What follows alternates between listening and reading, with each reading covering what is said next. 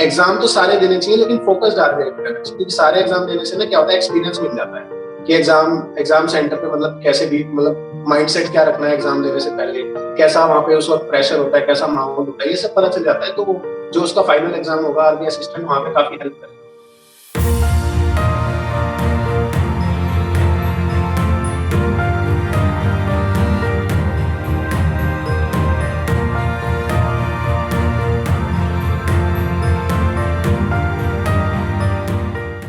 Hello, everyone, and welcome to another episode of Chamomile Tea with Toppers, an initiative by Unacademy, and I'm your host, Rishabh. Today, I have with me on the show Rishabh Sharma, who has cleared the RRB PO examination, and he's here to talk to us about his strategy on how he was able to clear it. So, let's speak to Rishabh. Hi, Rishabh, welcome to the show. How are you doing? Hello sir, I am doing fine, how about you? I'm doing very well. सबसे पहले तो मुझे ये odd लग रहा है कि आपका भी नाम ऋषभ है और मेरा भी नाम ऋषभ है, तो इस शो का नाम हम आज के लिए थोड़ा चेंज कर ले क्या? ऋषभ मीट्स ऋषभ कर लेते हैं। हाँ सर, कर सकते हैं, कोई प्रॉब्लम नहीं है मेरी साइड से। Okay. But jokes aside, let's talk about आपके to get started off. First of all, कैसा लग रहा है to have cleared this exam जो RRB PO का एग्जाम है? How did it feel when you got to know your result firstly? अच्छा लगा पहली बार तो जब रिजल्ट देखा। सबसे पहले तो सर मैं बोलना चाहूंगा कि thank you all of you guys for having me with you. और अब एग्जाम की बात करूं तो अच्छा लगा था, जब रिजल्ट आया था तो लगा था कि हाँ ठीक है, हो गया कुछ। लेकिन उसके बाद भी अभी भी प्रिपरेशन कंटिन्यू है, अगर देखते हैं कुछ और होगा तो सही सर। ग्रेट। तो आपके एग्जाम और आपकी स्ट्रेटेजी के बारे में हम थोड़ा बात करेंगे, लेकिन उससे पहले let's get to know you a little. आपके बारे में बताइए थोड़ा, आपके बैकग्राउंड, आपके एजुकेशनल बैकग्राउंड और फैमिली बैकग्राउंड के बारे में। मेरे फादर की प्राइवेट जॉब है दिल्ली में ही, और my name is Rishabh Sharma, I am from Delhi. Delhi के एक नॉर्थ दिल्ली के विलेज है, गुराड़ी विलेज, मैं वहां से बिलोंग करता हूँ। और प्रॉपर मतलब मेरा बर्थ और ब्रॉट अप मैं वहीं से ही हुआ हूँ प्रॉपर पूरा। फादर की प्राइवेट जॉब है और मदर भी वर्किंग है, बट मेरी mother is quite educated you know, and उन्होंने मतलब काफी पढ़ी लिखी है, तो उनका यही मानना था कि पढ़ाई कुछ भी करो लेकिन पढ़ाई लिखाई तो थोड़ी बहुत करनी चाहिए किसी को। बस उसी वजह से थोड़ा सा पढ़ाई की तरफ झुके हुए थे, और अपना पढ़ाई में मेरा कुछ खास इंटरेस्ट था नहीं। तो स्कूलिंग करी मैंने आरपीवीवी सिविल लाइंस से, 12th pass out, science background से था 11th 12th में।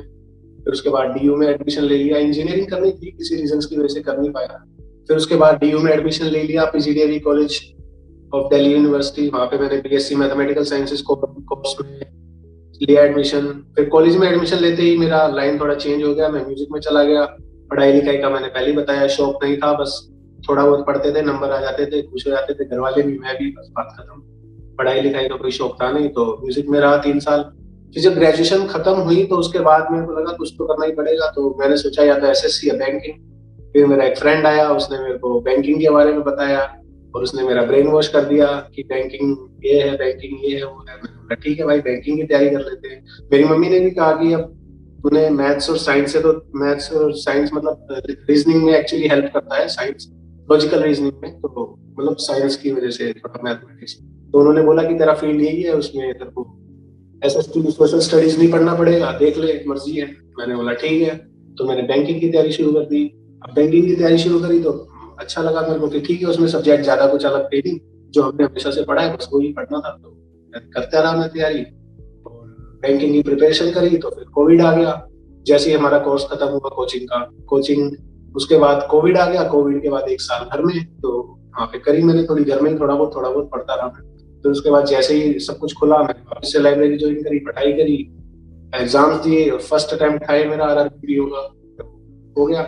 तो घर वालों ने कहा कि जब तक कुछ और तो इसको ज्वाइन कर ले, तो यहाँ 6 महीने हो गए राजस्थान में। और दैट्स ग्रेट। तो आपकी लाइफ कैसे चेंज हुई है, you know, after you started working with a bank? तो कैसा आपको लग रहा है after working for the last 6 months?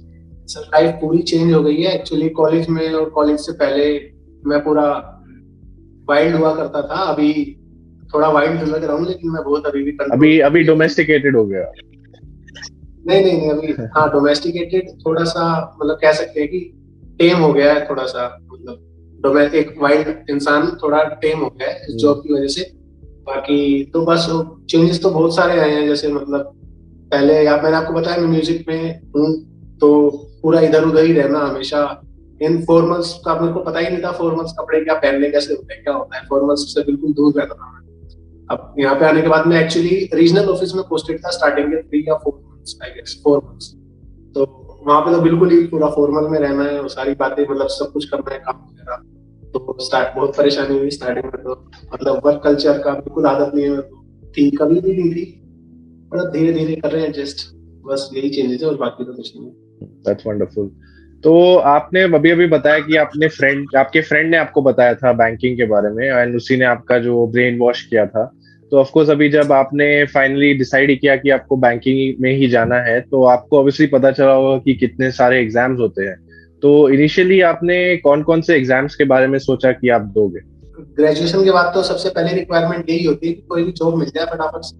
और मेरा कुछ ऐसा था कि जॉब मिल जाए तो मैं जॉब की जो सैलरी होगी उसको इन्वेस्ट कर दूंगा अपने बाकी कामों में जो करने हैं मेरे को। तो बस एक जॉब की रिक्वायरमेंट थी। फिर उसके बाद बैंकिंग में आने के बाद ये पता चला मेरे को कि एसएससी में बुराई नहीं है, लेकिन एसएससी में जॉब तो बहुत अच्छी मिलती है, लेकिन उसमें टाइम ड्यूरेशन बहुत लगता है। मतलब आपको 3 साल तो वेट करना ही पड़ेगा एसएससी में एक जॉब लेने के, 3 साढ़े 3 साल। और बैंकिंग में अगर आपके सारे एग्जाम सही से क्लियर होते जा रहे हैं तो आपको 4 to 5 मंथ्स में जॉब मिल जाएगी आपको, जो आपके हाथ में होगी। तो बस बैंकिंग के बारे में यही प्लस पॉइंट मेरे को बड़ा अच्छा लगा। तो फिर मैंने तैयारी करी और तैयारी के बाद सारे फॉर्म्स भरे। तो कौन कौन से एग्जाम्स आपने फाइनली दिए?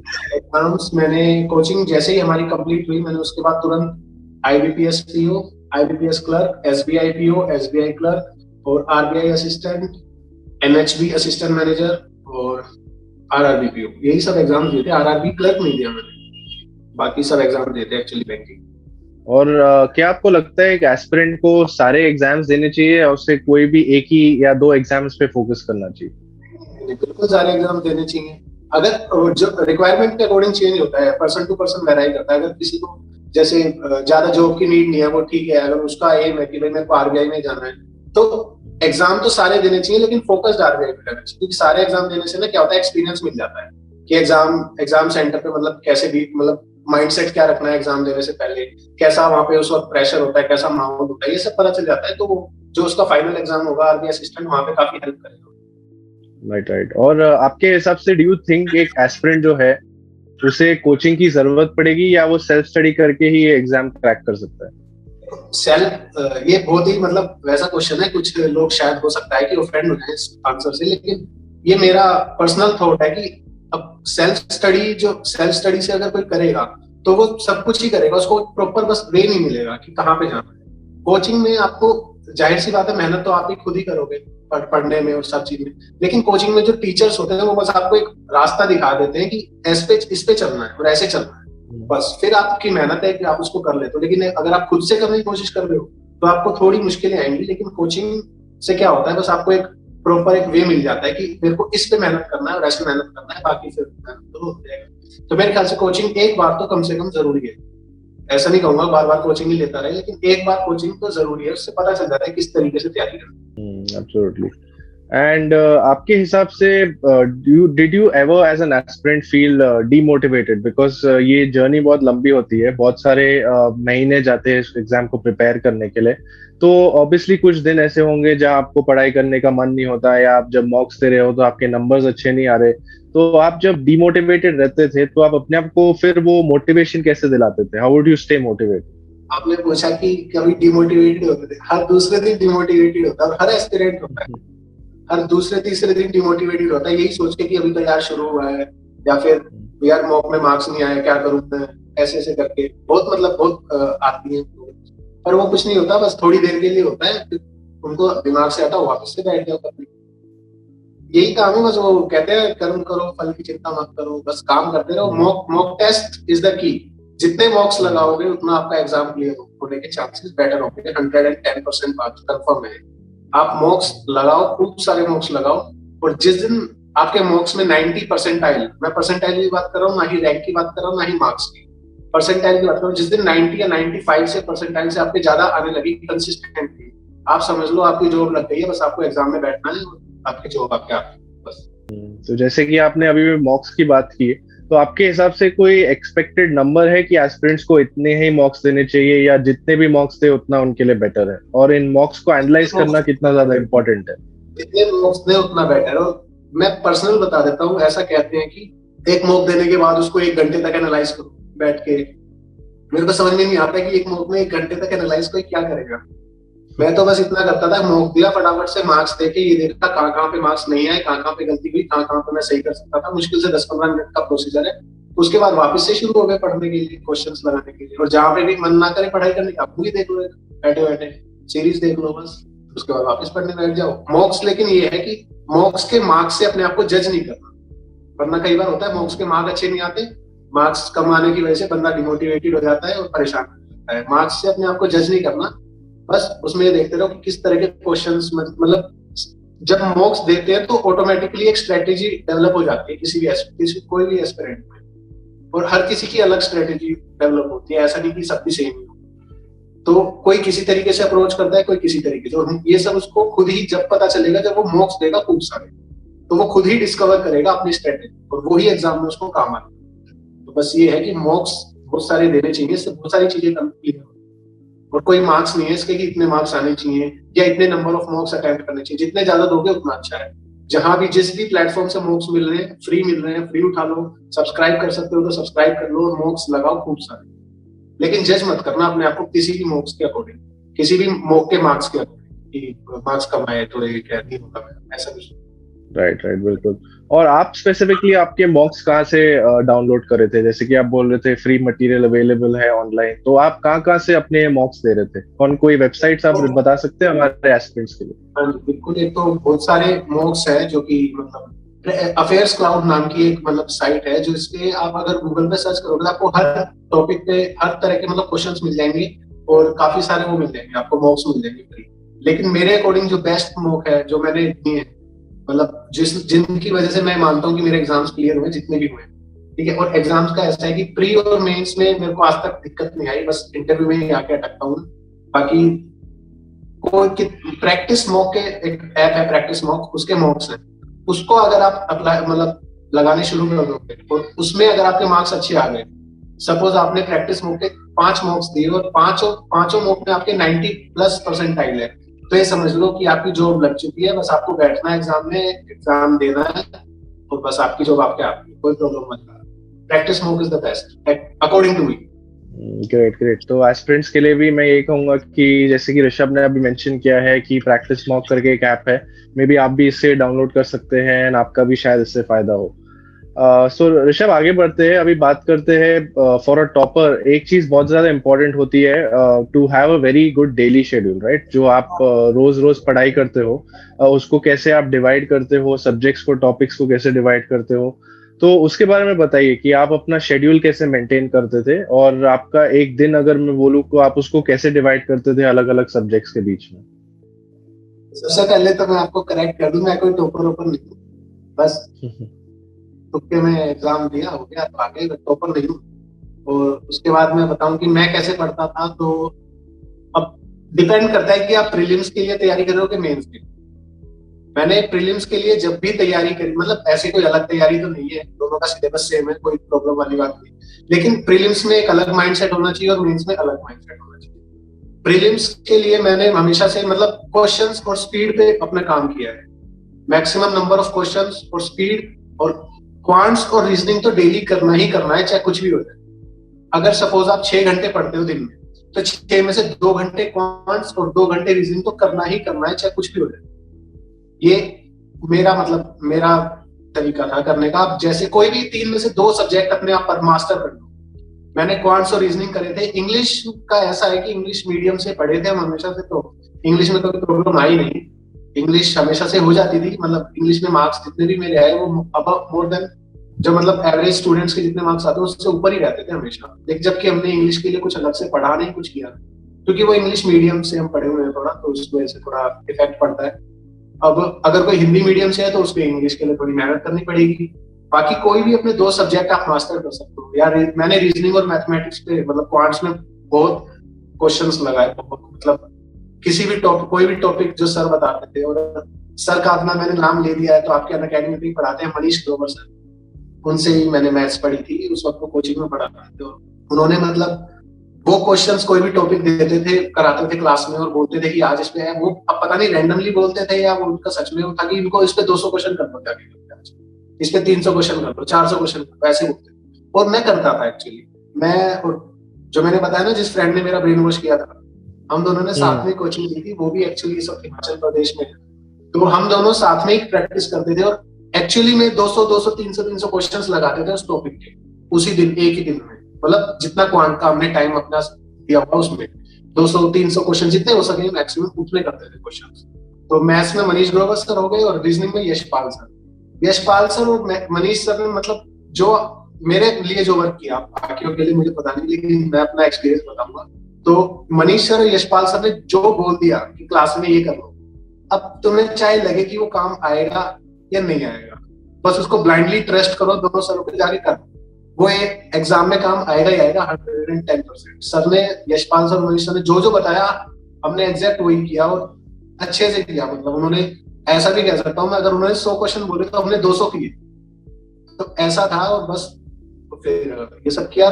मैंने क्वांट्स और रीजनिंग पे ज्यादा फोकस रखा था, बस यही था प्रिपरेशन। मेंस के लिए अलग स्ट्रेटेजी हो जाती। जिस दिन मेरा सिलेक्शन हुआ, मुझे याद है मेरी आंखों में आंसू थे। एक के बाद एक जब मेरे एग्जाम क्लियर होते गए, मुझे एहसास हुआ कि ये एक स्मार्ट प्रिपरेशन का खेल है। मेरे 6 साल के टीचिंग एक्सपीरियंस से मैं ये कॉन्फिडेंटली कह सकता हूँ कि मेरे कोर्सेज से आप जनरल अवेयरनेस में 90% तक स्कोर कर सकते हैं। मैं हूँ Kapil Katpal. Subscribe to Unacademy plus. But specifically आपको कोई टॉपिक्स ऐसे चैलेंजिंग लगते थे प्रीलिम्स के लिए, जो आप स्टटर कर रहे थे, जो आपके लिए थोड़े डिफिकल्ट थे, और उनको आप ओवरकम कैसे कर रहे थे? डिफिकल्ट मेरे को लगा था जो मैथमेटिक्स में अर्थमेटिक का जो सेक्शन होता है, वो मेरे को थोड़ा डिफिकल्ट लगा और वो मैंने छोड़ ही दिया। मतलब उसके कुछ टॉपिक्स उठा लिए जो मैं कर सकता हूँ, बाकी मैंने उस पर ध्यान नहीं दिया क्योंकि वो जरूरी भी नहीं है। यहाँ पे तैयारी करते वक्त एक सर थे हमारे, माधव सर ने हमें बताया, वो बैंकिंग पढ़ा रहे थे, तो उन्होंने एक चीज बताई थी कि हार्ड वर्क से ज्यादा स्मार्ट वर्क। तो मतलब जो जिस चीज में तुम्हें खूब मेहनत करने के बाद सिर्फ 1 नंबर मिलता है, मेहनत करनी क्यों? यहाँ पे कोई बोर्ड्स तो है नहीं 12th के जो 100% लाने मार्क्स, खाली सिलेक्शन चाहिए। तो मैंने अर्थमेटिक के कुछ टॉपिक्स उठाए जिनपे मेरे को मेहनत करने की जरूरत कम थी, जो मतलब मेरा सेफ जोन था। और जहां पे मेरे को बहुत ज्यादा मेहनत की जरूरत थी, वो मैंने टॉपिक ही छोड़ दी कि अरिथमेटिक से एक क्वेश्चन आएगा उस टॉपिक से 1 नंबर का, इतनी मेहनत करके मैं 1 नंबर लूंगा, उससे अच्छा है डीआई पे मेहनत कर लूं। डीआई में एक डीआई सोल्व होते ही 5 मार्क्स मिलेंगे। तो इस तरीके से बस जो भी टॉपिक मेरे को, कुछ ही टॉपिक हार्ड लगते थे, वो मैंने छोड़ ही दिए। जो टॉपिक मेरा सेफ जोन था, मैंने उन्हीं को स्ट्रॉन्ग बनाया, उन्हीं को ही मास्टर किया। और रीजनिंग में तो ऐसा कुछ टॉपिक खैर था नहीं। रीजनिंग में तो मैंने रीजनिंग पे काफी एक्चुअली फोकस किया था स्टार्टिंग से। रीजनिंग पे मतलब बहुत मेहनत करी, रीजनिंग में काफी क्वेश्चंस किए। तो रीजनिंग में कोई भी टॉपिक ऐसा तो नहीं लगा कि नहीं होगा, सब हो जाते थे। बस वो है कि थोड़ा पजल्स में थोड़ा लगता था कि पर उस पे क्वेश्चंस इतने सारे कर दिए कि फिर वो आसान लगने लगा।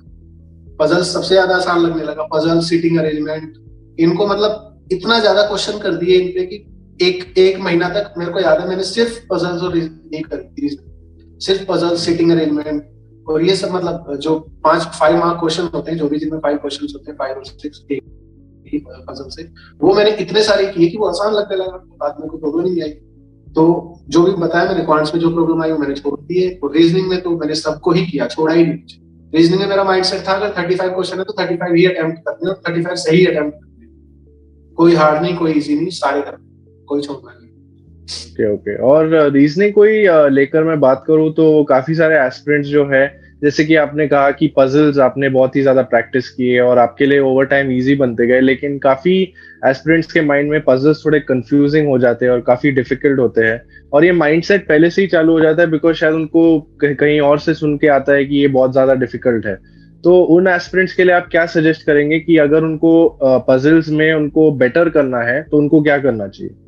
प्रिपरेशन में कोई भी प्रॉब्लम आए, किसी को भी आए, सबका एक ही सोल्यूशन है कि उसी टॉपिक के इतने क्वेश्चंस लगा दो कि उस जो आपकी रेंज है कि इस क्वेश्चन, ये तरह के क्वेश्चन मैंने कर, उससे बाहर एग्जाम में आए ना, इतने तरह के क्वेश्चंस लगा लो।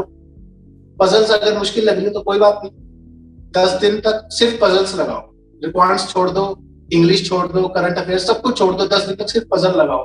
दिन के 6 घंटे पजल्स लगाओ, कोई दिक्कत नहीं है, बैठ के लगाते रहो। अगर एक पजल स्टार्टिंग में 30 मिनट में एक पजल सोल्व होती है मान लो, तो लास्ट के दिन ऐसा जरूर होगा कि 3 मिनट में वही पजल सोल्व होगी। बस उसको करते रहो, क्वेश्चंस मतलब छोड़ो ही मत, जहां क्वेश्चन दिखे पजल का उसको लेके बैठ जाओ। सोल्व ना हो कोई बात नहीं, 10 मिनट 20 मिनट 30 मिनट 40 मिनट जितना लगे लगने दो।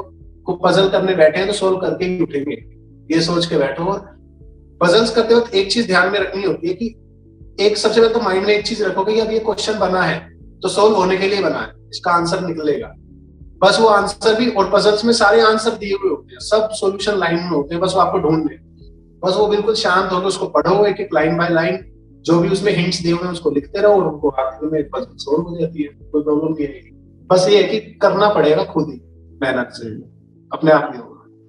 तो प्रीलिम्स के बारे में हमने समझ लिया, आपने थोड़ा ओवरव्यू दे दिया हमें प्रीलिम्स के बारे में। तो अभी हम बात करते हैं आपके मेंस एग्जाम के बारे में। तो इसके लिए बताइए आपने क्या स्ट्रैटेजी बनाई थी सब्जेक्ट वाइज? मेंस में अब स्ट्रेटेजी मैंने तो नहीं बनाई थी, सबने ही गाइड किया था हमें, जितने भी हमारे टीचर्स थे तो उन्होंने ही गाइड किया था। मनीष सर, यशपाल सर और बाकी जो भी हमारे टीचर्स थे, सबने हमें ये समझाया बैठा के मेंस से पहले कि प्रीलिम्स में तो स्पीड और एक्यूरेसी होनी चाहिए, कि अगर 100 क्वेश्चन है तो 100 में से 95 करने और एक्यूरेट करने और स्पीड के साथ करने। लेकिन मेंस में स्पीड का कोई मैटर नहीं है, क्योंकि टाइम आपके पास बहुत होता है, स्पीड की कोई परेशानी नहीं है। एक्यूरेसी तो जाहिर सी बात है हर जगह होनी चाहिए। और मेंस में लेकिन बस एक चीज का ध्यान रखना है कि क्वेश्चन अटेम्प्ट करने से ज्यादा क्वेश्चन छोड़ने हैं। यानी किसी भी क्वेश्चन को आप ईगो पे लेके मत बैठ जाना कि ये क्वेश्चन ऐसा कैसे हो गया, मेरे से सोल्व नहीं हुआ, क्योंकि वो क्वेश्चन एग्जामिनर ने डाला ही इसलिए कि आपसे वो 40-45 मिनट से पहले सोल्व होगा ही नहीं। और जब आपका वो क्वेश्चन मान लो सोल्व हो गया तो टाइम निकल गया, आपके सिर्फ 5 मार्क्स आएंगे, या मान लेते हैं 2-2 नंबर के क्वेश्चन में 10 मार्क्स आएंगे, बस एग्जामिनर अपने काम में सक्सेसफुल हो गया, आप फेल हो। कोई भी क्वेश्चन को ईगो पे लेना ही नहीं है, क्वेश्चंस की रिस्पेक्ट करो। जो क्वेश्चन ऐसा लग रहा है कि भैया ये तो मिलेगा ही नहीं, उसको हाथ जोड़ के आगे निकल जाओ, अगले क्वेश्चंस पे ध्यान दो। और एक चीज याद रखना, जितने क्वेश्चन आप छोड़ोगे, जैसे मतलब एक क्वेश्चन छोड़ के आगे बढ़े तो ये मत सोचना कि यार ये भी छोड़ना पड़ रहा है, ये भी छोड़ना पड़ रहा है, क्या कर रहा हूँ मैं, सिलेक्ट क्या मतलब क्वेश्चंस कौन से करूंगा। तो ये बात याद रखना, जितने क्वेश्चंस आप छोड़ोगे उतना ही आप एग्जाम क्लियर करने के एक स्टेप क्लोज हो जाओ। क्योंकि मेंस में क्वेश्चन करने से ज्यादा क्वेश्चन छोड़ने जरूरी, यानी आपको कौन से क्वेश्चन करने हैं ये तो बाद में सिलेक्ट करना, कौन से क्वेश्चन नहीं करने ये पहले सिलेक्ट करना। क्योंकि गलती से गलत क्वेश्चन में उलझ गए तो फिर बस गया, और एक सेक्शन खराब हुआ तो बाकी सारे सेक्शन खराब होंगे, क्योंकि माइंडसेट खराब हो जाएगा वहीं पे कि ये वाला एग्जाम तो गया, तो वो सारे ही एग्जाम सारे सेक्शन खराब हो जाएंगे। तो बस ये ध्यान रखना कि जो क्वेश्चन टफ लगे उसको भैया टफ मान के छोड़ ही देना कि ये मेरे से नहीं होगा, कोई बात नहीं होगा तो नहीं होगा, अगले देखता हूँ बस। और ऐसे करोगे तो जाहिर सी बात है, माइंड अगर आपका स्टेट ऑफ माइंड बिल्कुल आप चिल हो, कूल हो, तो होंगे बाकी क्वेश्चंस भी होंगे, कोई परेशानी नहीं है। बिल्कुल बिल्कुल, और बहुत ही इंपॉर्टेंट पॉइंट आपने रेस किया यहाँ पे कि एस्पिरेंट्स को वो टॉपिक्स या वो क्वेश्चंस छोड़ देने चाहिए जो उनको पहले ही डिफिकल्ट लग रहे हैं। मैं कह रहा हूँ बिल्कुल ही छोड़ देने चाहिए, टच ही नहीं करने चाहिए। हाँ, सो एस्पिरेंट्स को वही सब्जेक्ट छोड़ देने, वही टॉपिक छोड़ देने चाहिए जो उनको अनकंफर्टेबल लग रहे हैं, वही क्वेश्चन छोड़ देने चाहिए। लेकिन जो भी उनको लगता है कि इसमें मुझे फुल मार्क्स मिलेंगे, वो तो बिल्कुल ही अटेम्प्ट करना चाहिए और आइडेंटिफाई करना चाहिए। वो तो बिल्कुल करना चाहिए, राइट। एंड अभी बात करें करंट अफेयर्स की, राइट, ये सब्जेक्ट बिल्कुल मेंस में तो आता ही है। तो इसके बारे में व्हाट डू यू फील कि एक एस्पिरेंट को कितने महीने पहले एग्जाम से करंट अफेयर्स की प्रिपरेशन चालू करनी चाहिए, और कौन कौन से रेफरेंसेस या मटेरियल या रिसोर्सेज उनको यूज करने चाहिए to prepare for current affairs? सबसे पहले तो मैं बता दूं, करंट अफेयर्स मेरा सबसे वीकेस्ट जोन है, बिल्कुल वीक जोन। करंट अफेयर्स मेरे मतलब मेरे को समझ ही नहीं आता करंट अफेयर्स में क्या करूं, मैं कैसे करूं। लेकिन फिर धीरे धीरे वही है, तैयारी करते करते थोड़ा दिमाग में आने लगी। तो ऐसा है कि करंट अफेयर्स जब आप कर रहे हो तो उसमें मतलब एग्जाम से अगर 3 जैसे दिसंबर में एग्जाम है, मान लीजिए 20 दिसंबर का एग्जाम, तो 1 दिसंबर से लेकर 20 दिसंबर तक तो करंट अफेयर्स सारी ऐसी होनी चाहिए आपको बिल्कुल अच्छे से याद, कुछ भी पूछ लो सवाल है। उसके अलावा नवंबर और अक्टूबर, ये 2 महीने मतलब जिस महीने में एग्जाम है और उससे पिछले 2 महीने, ये तीनों महीने मंथ आपको ऐसे होने चाहिए बिल्कुल टिप्स पे करंट अफेयर्स में। और इससे पिछले और 2 महीने मतलब आपको वो हल्का हल्का अगर याद है तो काम करने हैं, यानी 5 महीने 5 मंथ्स तक आपको करना ही पड़ेगा। स्टार्टिंग जो एग्जाम के नियरेस्ट 3 मंथ्स है वो ज्यादा अच्छे से, और बाकी के जो 2 मंथ्स है करने हैं पर थोड़े हल्के भी है तो कोई प्रॉब्लम वाली बात नहीं, लेकिन स्टार्टिंग के एग्जाम के साथ वाले 3 मंथ्स वो तो करने ही। और करंट अफेयर्स के लिए बेस्ट है, आपके लिए सबके लिए बेस्ट है, मेरे लिए भी बेस्ट है, पर मैंने आज तक पता नहीं कि उससे पढ़ नहीं पाया अफेयर्स क्लाउड से। अफेयर्स क्लाउड हर कोई रिकमेंड करता है, मैंने भी खोल के देखा क्या होता है अफेयर्स क्लाउड देखते हैं, फिर वो मैंने महसूस किया कि अगर आपने अफेयर्स क्लाउड से पढ़ लिया तो आपको कहीं और की जरूरत है ही नहीं, क्योंकि उस अफेयर्स क्लाउड में हर तरीके से हर फॉर्मेट में कंटेंट अवेलेबल है आपके पास, लेकिन बस उसको पढ़ने के लिए हिम्मत होनी चाहिए, क्योंकि अफेयर्स क्लाउड बहुत मतलब बिल्कुल डीप में जाके कंटेंट देता है। अगर आपने अफेयर्स क्लाउड से पढ़ा हुआ है तो 100% आपके मतलब मार्क्स, अगर 50 मार्क्स का अगर मान लूं एग्जाम है तो आपके 35 मार्क्स कहीं नहीं गए, और करंट अफेयर्स में 50 में से 15 मार्क्स भी बहुत अच्छे मार्क्स, तो आपके 35 मार्क्स आएंगे अगर आप अफेयर्स क्लाउड से पढ़े हो। पर अफेयर्स क्लाउड से पढ़ना बहुत मुश्किल है, बस ये बात। तो बाकी इसका सब्स्टिट्यूट कह लो या ऑल्टरनेटिव में लेता था कि अड्डा 24/7 की आती है मंथली पीडीएफ, मैं वो पढ़ लेता था। प्रैक्टिस नोट की पीडीएफ आती है मंथली, वो पढ़ लेता था। और मतलब पीडीएफ आती है काफी सारी, वो पढ़ लेते थे, काम चल जाता था महीने का। तो बस ऐसे ही है, मतलब करंट अफेयर से मैंने बस हमेशा सेक्शनल क्लियर करने के लिए पढ़ा है, कभी स्कोर करने के लिए नहीं पढ़ा। लेकिन ऐसा कहा जाता है, कहते हैं लोग बात, मेरे को तो ये महसूस नहीं हुआ, मतलब मेरे बस की नहीं है, बाकी और लोगों के है कि मतलब करंट अफेयर्स में स्कोरिंग है, उसको अच्छे से पढ़ लो। पर मेरे तो नहीं आए कभी मार्क्स करंट अफेयर्स, बल्कि इनफैक्ट आरबीआई असिस्टेंट में मेरा ओवरऑल कट ऑफ क्लियर थी मेंस में, चंडीगढ़ से, जहाँ पे इंडिया की सबसे हाईएस्ट कट ऑफ जाती, वहां से मेरा मेंस क्लियर था पूरा ओवरऑल। बस सेक्शनल ने मेरे को सेक्शनल क्लियर नहीं थी मेरी करंट अफेयर्स, वरना इस वक्त मैं आरबीआई चंडीगढ़ में होता। तो मैं आपको स्टार्टिंग से बताऊं तो इंटरव्यू का मेरे को बिल्कुल नहीं पता था कैसे करनी है तैयारी, क्या करनी है। और मेरे तीनों ही एग्जाम यानी एसबीआई, आईबीपीएस और आरआरबी, तीनों ही पीओ एग्जाम एक साथ हुए थे, क्योंकि कोविड वाले ईयर में क्या हुआ था, सारे एग्जाम शिफ्ट हो गए थे, सब पोस्टपोन हुआ था, सब साल के एंड में शिफ्ट हो गए थे और सारे एग्जाम साथ में हुए थे। तो मेरे तीनों प्रीलिम्स, तीनों मेंस और तीनों इंटरव्यू एक एक दिन के गैप पे थे। जैसे आज आईबीपीएस पीओ का है, परसों एसबीआई का, उसके एक दिन बाद आरआरबी पीओ का। तो तीनों ही ऐसे था। इन सब में सबसे पहले मेरा इंटरव्यू हुआ आरआरबी पीओ। और आरआरबी पीओ के इंटरव्यू में मतलब किसी भी इंटरव्यू में आप प्रिपरेशन करके जाओगे तो बस इतना ध्यान रखना कि वो आपकी नॉलेज चेक ही नहीं कर रहे। नॉलेज तो वो देंगे आपको सारी बाद में ट्रेनिंग में कि बैंकिंग क्या होती है, कैसे होती है, आपकी नॉलेज चेक ही नहीं कर रहे, बस वो ये चेक कर रहे हैं कि आप ऑफिसर बनने के लायक हो या नहीं हो, आपको बात करनी आती है कि नहीं आती है, आपको मतलब अपने आप को प्रेजेंट करना आता है कि नहीं आता, और कॉन्फिडेंस कितना है। आप मतलब वहां पे बैठे हो तो आपके ऐसा नहीं है कि पैर आप हिलाए जा रहे हो, मतलब एंजाइटी हो रखी है आपको और आप पैर हिला रहे हो, या आप नेल बाइटिंग अगर आपने कर ली तो आपको चेंज करना है, मतलब ये सब चीजें नहीं करनी। बाकी अगर आपका जवाब नहीं है किसी को नहीं पता क्या चीज का, तो नो सर बोल दो। सबको सब कुछ तो पता ही नहीं होता, आप बस नो सर बोल दो। इनफैक्ट मैंने आरआरबी पीओ के ज्यादातर क्वेश्चंस में नो सर ही बोला, मैंने बोला था no sir, sorry sir, no sir, sorry sir. उन्होंने कहा कोई बात नहीं, ठीक है। लेकिन बस ये था कि चेहरे पे स्माइल, अब ऐसा भी नहीं है कि आप कोई जवाब नहीं दे रहे हो हंसे जा रहे हो, आप स्माइल मत करिए, ये भी मत करना।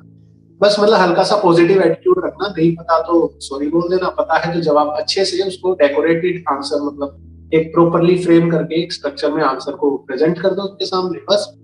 और अपने बारे में आपको सब कुछ पता होना चाहिए कि मैंने ये क्यों किया और ये क्यों किया। अगर आप वहां जाके यूं बोल देते हो कि सर मैंने ग्रेजुएशन इसलिए कर ली क्योंकि और कहीं एडमिशन नहीं मिल रहा था तो मैंने एडमिशन कर ली, तो ये नहीं है, बस ये बता देना मतलब ये मैंने इसलिए किया, इंटरेस्ट है वगैरह, इस तरीके से बस अपने आप को प्रेजेंट करना कॉन्फिडेंटली। ये है इंटरव्यू का मेन पर्पस, और नॉलेज चेक करने का उनका पर्पस है ही। राइट, बिल्कुल सही कहा आपने कि यहाँ पर आपकी पर्सनालिटी ज्यादा टेस्ट की जाती है, ना कि आपकी नॉलेज। और आपकी इंटरव्यू की बात की जाए तो आपको कुछ क्वेश्चंस याद है जो आपको पूछे गए थे उस इंटरव्यू में, एंड आपने उन्हें कैसे आंसर किए थे, ये याद है आपको? एक्चुअली मेरे को कुछ क्वेश्चंस लगभग एक साल या 10-11 महीने हो गए, तो मेरे को एक दो क्वेश्चंस याद है। आरआरबी पीओ में उन्होंने मेरे से सवाल पूछा था।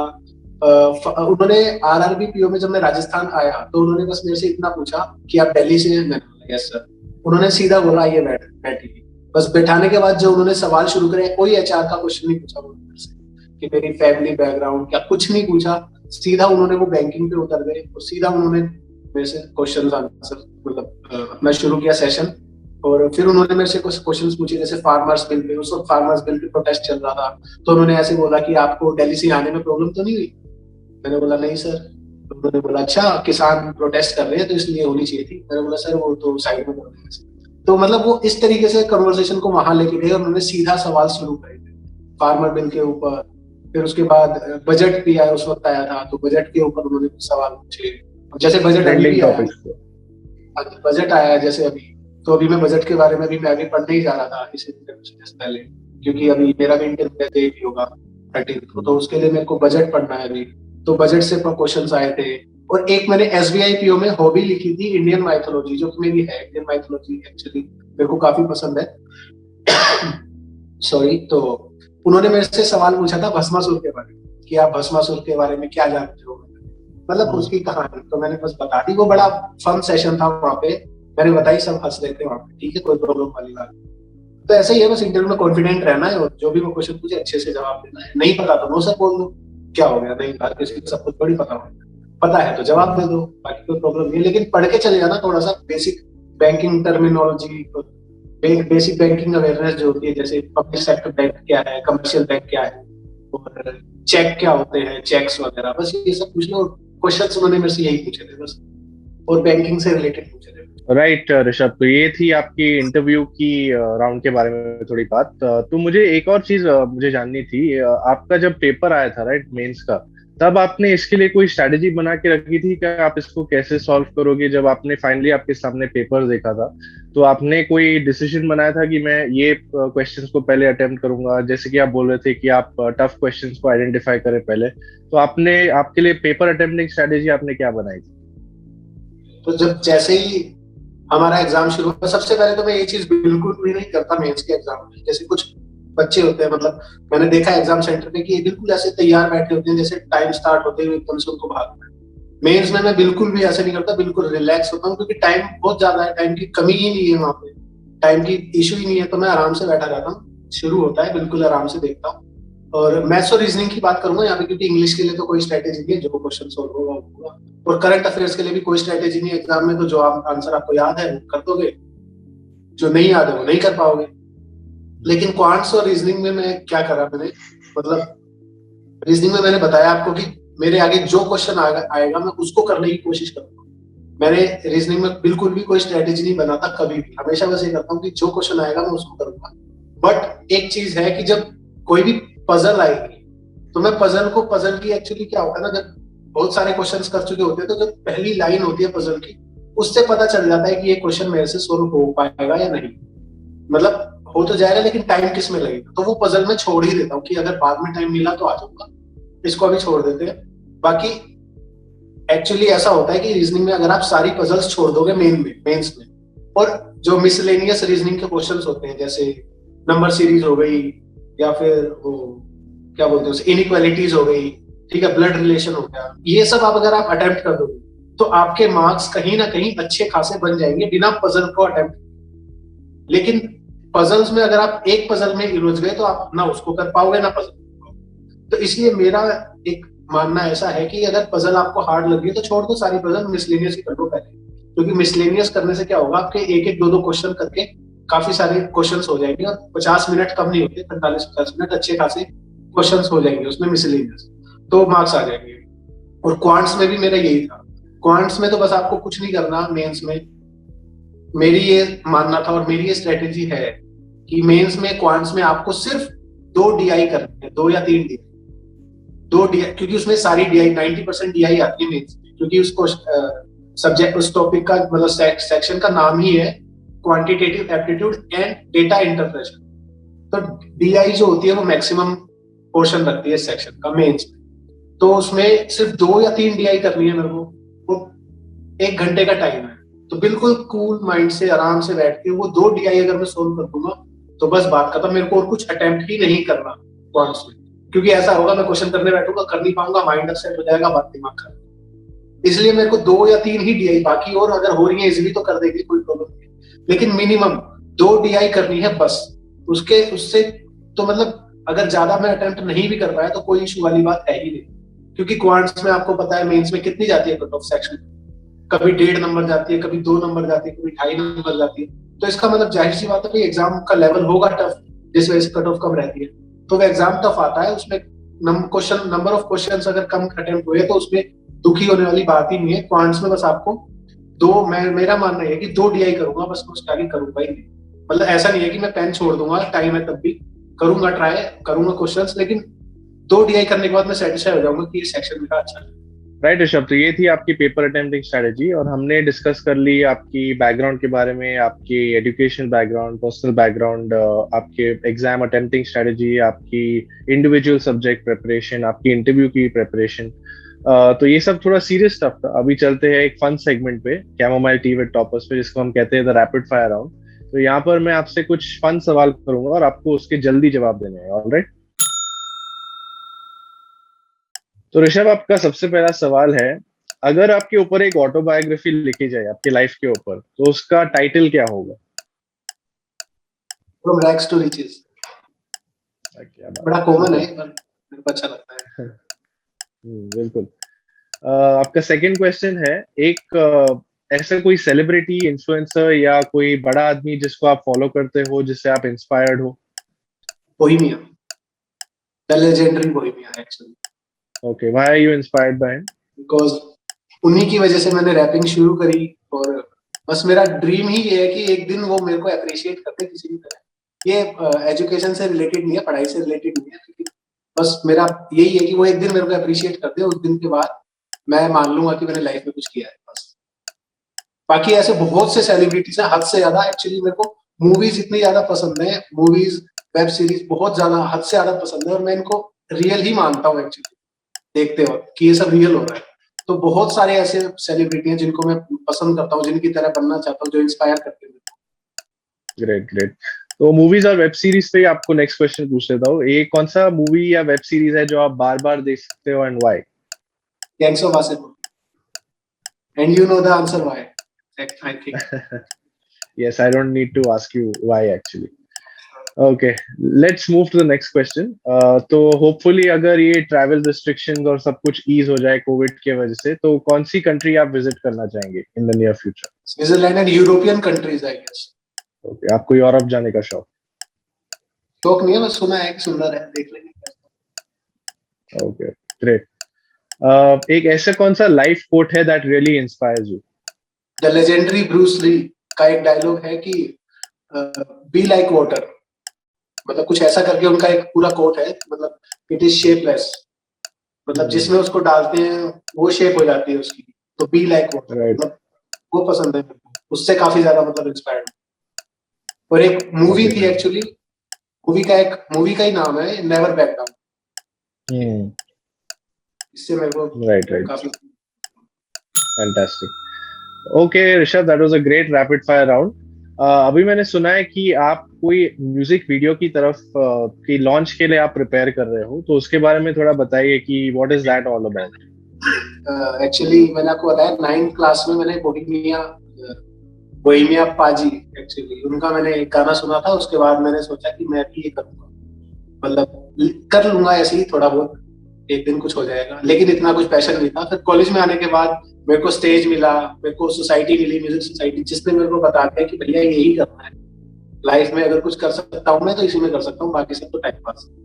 तो फिर उसके बाद से मैंने रैपिंग प्रॉपरली शुरू करी, सीखी, और मेरा म्यूजिक चैनल है, मतलब यूट्यूब पे चैनल है मेरा ऑफिशियल श्लोक, वहां पे मेरे काफी सारे म्यूजिक वीडियोस ऑलरेडी हैं, लेकिन अभी एक लेटेस्ट म्यूजिक वीडियो आने वाली है जहाँ पे अब जॉब के बाद मैंने अच्छे से इन्वेस्टमेंट करके, जो कि एक आर्टिस्ट का ड्रीम होता है कि कोई भी उसका पहला ट्रैक ऐसा आएगा कि उसमें अच्छे से उसने इन्वेस्ट किया होगा, तो इतना ज्यादा तो नहीं, लेकिन अपने बजट के अकॉर्डिंग अभी के हिसाब से मैंने काफी उस पर इन्वेस्ट करके गाना बनाया है, और वो अभी आज या कल मतलब 1-2 दिन में भी रिलीज करने वाला हूँ उसको, टीजर उसका आ चुका है। तो बस यही है, मतलब रैपिंग के थ्रू। और मेरे को इसमें ऑफिस में भी काफी, मतलब जैसे मैं बताता हूँ सर को कि मेरे जो हमारे कैशियर साहब हैं, जो ब्रांच मैनेजर है, जो रीजनल ऑफिस में जो रीजनल मैनेजर सर थे, डीआरएम चीफ मैनेजर सर थे, उन सबको मैं बता, सब मेरे को कहते भी थे कि बाल क्यों बढ़ा रखे हैं, बाल कटवा लो, ये बियर्ड इतनी क्यों बढ़ा रखे, फॉर्मल लुक में हो, ऐसे बोल।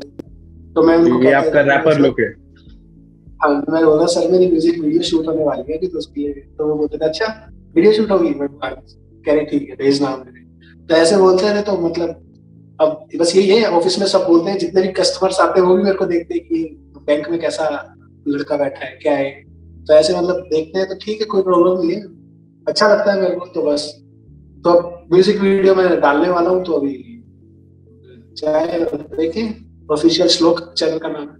चलो ग्रेट ग्रेट एंड अच्छा लग रहा है ये सुन के कि आप अपने पैशन को भी फॉलो कर रहे हैं साइड बाय साइड, तो I wish you all the very best for that launch of that video. Thank you so तो ऋषभ, एक हमारे यहाँ पर एक रिचुअल होता है on chamomile tea with toppers जिसको हम कहते हैं टैग अ टॉपर। तो अगर आपके माइंड में कोई है जिसे आप टैग करना चाहेंगे जो हमारे शो पर आ सकता है और हम उनका भी इंटरव्यू करेंगे, तो उनका नाम आप सजेस्ट कर सकते हैं।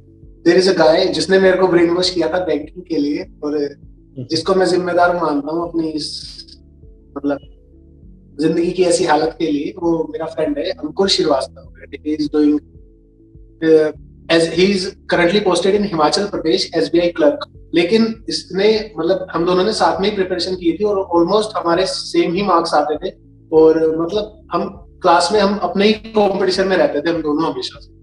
हमने कभी बाकी लोगों की तरफ ध्यान ही नहीं दिया कि मैं तेरे से ज्यादा मार्क्स लाऊंगा तो मेरे से ज्यादा मार्क्स लाएंगे। ऐसे हमेशा हमने कॉम्पीट किया। और उसका एसबीआई क्लर्क जब क्लियर हुआ तो वो बाकी एग्जाम दे नहीं पाया। जो लास्ट टाइम जिनमें मेरा ये पीओ क्लियर हुआ है वो दे नहीं पाया, वरना आई एम श्योर कि उसके पीओ क्लियर हो जाते सारे। क्योंकि अभी उसका भी इंटरव्यू है, एसबीआई पीओ का ही उसका भी इंटरव्यू है 12th का। तो हमने लगभग साथ में ही तैयारी की है, और वो भी मतलब टॉपर ही है एक तरीके से। मैं तो नहीं हूँ पर वो है। So Ankur, hopefully we can see you soon on this platform as well. अच्छा लगेगा आपसे भी मिलके, and if you can come here and share your story with us as well. तो ऋषभ, अभी चलते हैं towards my last question for you on this interview. मैं चाहूंगा कि आप जो भी हमारे एस्पिरेंट्स हैं जो अभी प्रिपेयर कर रहे हैं एग्जाम के लिए, आप उनके लिए एक मोटिवेशनल मैसेज दे दो। पहले तो मैं ये बता दूं कि मैंने ऐसा कुछ अभी तक उखाड़ा नहीं है कि मैं मोटिवेट करूं, लेकिन बस मैं एक बात शेयर करना चाहूंगा।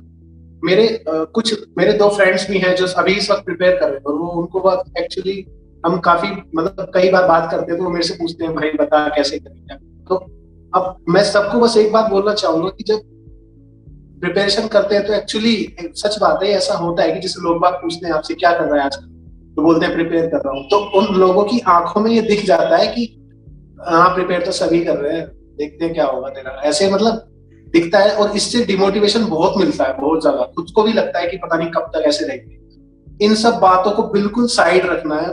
डिमोटिवेट हो, कोई परेशानी नहीं है, थोड़ा बुरा फील करो, थोड़ा सा दुखी हो थोड़ी देर के लिए, फिर उसके बाद उसको साइड कर दो। किसी भी तरीके से गाने सुनो, जो भी चीज आपको अच्छी लगती है, ड्राइंग करो, जो भी आपकी हॉबी है जिससे भी आप खुश रह सकते हो वो करो, और उसके बाद वापस से उस काम में लग जाओ। और एक और बात है कि एक जॉबलेस पर्सन का कोई संडे नहीं होता। ये यशपाल सर ने मेरे को एक बात बोली थी, हमारी बैच को बोली थी बात। हम सब सर ने बोला था कि कल किस टाइम आओगे, तो कई बच्चों ने एकदम से बोला कि सर कल तो संडे है। तो सर ने बोला कि बच्चों तुम सबके पास नौकरी नहीं है, तुम सब अभी बेरोजगार हो। बेरोजगारों का कैसा संडे, उनके तो सारे ही संडे है। तो इसलिए आपका कोई भी आपकी छुट्टी ही नहीं है कोई, क्योंकि आप तो बेरोजगार हो, कोई अब छुट्टी ही नहीं है आपकी। तो आपको हर दिन मेहनत करनी, हर दिन, इवन ऑन संडेज। अब अपने जो भी आपने रूटीन बना रखा है पढ़ाई का, वो पढ़ाई करो। और बस ये है कि बस करते रहो, क्वेश्चंस करते रहो, एक ना एक दिन तो होगा ही क्लियर, कोई बड़ी बात नहीं है बस। लेकिन अच्छे से मेहनत करनी, डिमोटिवेट हो लेकिन उससे जल्दी से जल्दी रिकवर हो जाओ किसी भी तरीके से, और फिर वापस काम पे लगो। Great. So that's a wonderful message there from Rishabh for all of the aspirants there, and I hope you all have taken note of it. तो Rishabh, we're at the end of the episode. कैसा लगा आपको CDWT पर आकर? मैंने पहले भी कहा था कि thank you guys for having me with you. Actually this was very good, और मेरे को अच्छा लगा काफी। अब जो मेरा इंटरव्यू होने वाला है शायद एसबीआई का, उसके लिए थोड़ा मेरे को एक्सपीरियंस मिल गया कि मतलब इस तरीके से ये करना है। तो thank you guys, thank you so much. और मेरा चैनल पे विजिट कर देना। बिल्कुल, एंड होपफुली आप एसबीआई वाले इंटरव्यू को भी क्लियर कर पाएंगे। So all the best for that. तो जाने से पहले मैं चाहूंगा कि जो भी हमारे ऑडियंस है अभी जो देख रहे हैं, ऐसे आपकी टैलेंट की एक झलक मिले उनको। So let's see Rishabh rapping for us. तो ऋषभ, एक दो लाइंस हो जाए आपसे। एक्चुअली क्या है कि अगर सिंगिंग होती तो मैं मतलब बिना झिझके एकदम से कर देता, पर रैपिंग में थोड़ा बाउल होना चाहिए। तो मैं कुछ लाइनें बोल देता हूँ जो मैंने लिखी थी। मतलब लिखता ही रहता हूँ रैप्स की। तो मेरा एक रैप था पहला पुराना, अभी आने वाले की तो मैं बिल्कुल नहीं बोलूंगा। पहला था तो मैं उसके बारे में कुछ 2-4 लाइनें कर देता हूँ। पैदा हुआ गरीबी में, बड़ा हुआ गालियों में, तभी मैं आज देखो खड़ा हुआ तालियों में। फिर भी सब कहते हैं कि रैप करनी छोड़ दे और आजा लौट जा हमारे साथ इन नालियों में। बैठा मैं अकेला सारा सारा दिन, बेला होके दुनिया से परे परे, दुनिया का मेला जेड़ा, आशिकी से रहना दूर, कुड़िया ना करे मजबूर, सीधे मुंह बात नहीं करनी। सब कहते लड़का क्रूर, सड़कों पे फिरू फिरू बन के अकेला, घर वाले सारे कैन, पैदा हुआ तू। अभी मतलब काफी लंबा था ये, अगर मैं करता रहूंगा तो बहुत दूर चला जाऊंगा, तो इसलिए नहीं, बट जितना भी सुना बहुत ही अच्छा था। And I think this is great कि आपने ये हमारे लिए किया यहाँ पर। एंड आई एम श्योर आपके लिए ऑल्टरनेट करियर ऑप्शन हमेशा आपके लिए वेट कर रहा ही होगा अगर आपको इसमें भी जाना हो तो। एंड सो ग्रेट ऋषभ, बहुत अच्छा लगा आपसे बात करके। And like I mentioned before, wishing you all the very best in your banking career as well as your acting career. जो भी हो, you may you always achieve success. अभी आपने बोला कि आपका ऑल्टरनेटिव जो करियर है, मतलब जो उसमें भी अगर आपका हो, तो एक्चुअली मैं हमेशा अपने आप को ऐसे इंट्रोड्यूस करता हूँ, full time musician, part time banker. तो वहीं ही जाना है, मतलब मेरी बस यही है। तो luck for that and thank you so much. So that was Rishabh Sharma who joined us here on this very entertaining episode of Chamomile Tea with Toppers. I hope you all have taken notes of his journey. And if you have any questions for him, please do add them in the comment section below and we will try to get it answered for you. We will be back with another episode of CDWT soon. Until then, take care of yourselves and stay safe.